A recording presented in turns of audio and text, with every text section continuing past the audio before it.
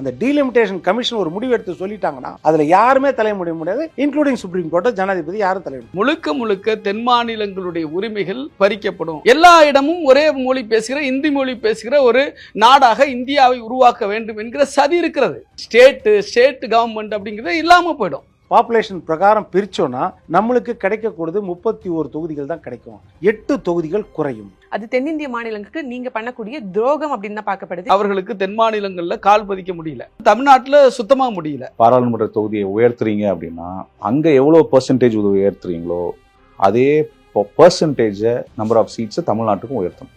நாங்க உங்களுக்கு கொடுக்க வேண்டிய காசை நீங்க ஸ்டேட்டுக்கு தர வேண்டிய காசையே நீங்க தர மாட்டேன்றீங்க. ஒவ்வொரு துறைக்கும் எங்க மந்திரிகளும் எங்களுடைய எம்பிஸும் இங்க தமிழ்நாட்டுல இருந்து போய் போராட வேண்டியது இருக்கு, அப்பயே நீங்க தரல.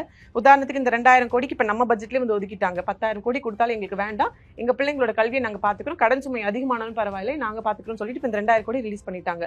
இது மட்டும் இல்லாம அவங்களும் நாமளும் சேர்ந்து செய்ய வேண்டிய திட்டங்கள்ல எல்லா திட்டத்தையும் நம்ம ஸ்டேட் கவர்மெண்ட் காசு வச்சு இம்ப்ளிமெண்ட் பண்ணிடுறோம். ஆனா அவங்க தார்மீகமா கொடுக்க வேண்டிய காசையும் கை வைக்கிறாங்க. சோ இப்படி நமக்கு கொடுக்க வேண்டிய ஃபண்ட்ல ஆரம்பிச்சு, நம்மளுடைய மொழியில ஆரம்பிச்சு, நம்மளுடைய மாநில உரிமையில கை வைக்கிற அளவுக்கு இன்னைக்கு இவ்வளவு தூரம் தரங்கிட்டத்தனமா அவங்க கீழே இறங்கி வந்திருக்காங்க. காரணம் என்னன்னா, இன்னைக்கு வரைக்கும் தமிழ்நாட்டுடைய தென்னிந்தியாவுடைய கேள்விகள் ஒன்னதுக்கு கூட சரியா ஒன்றிய அமைச்சகம் பதில் சொல்லவே கிடையாது. 40 MP முழுசா நம்ம இங்க இருந்து அனுப்பியே நம்மளுடைய குரலுக்கு வந்து அவங்க செவி சாய்க்கிறது இல்ல. நம்ம எம்பிஸ்ல வந்து விவாதிக்கலாம் வாங்க அப்படின்னு சொல்லிட்டு பேப்பர் போட்டா கூட கண்டுக்காம அந்த அவையை வந்து ஒத்தி வச்சுட்டு போறாங்க, இல்ல அமளி பண்ணி அது காலி பண்ணிட்டு போயிடுறாங்க.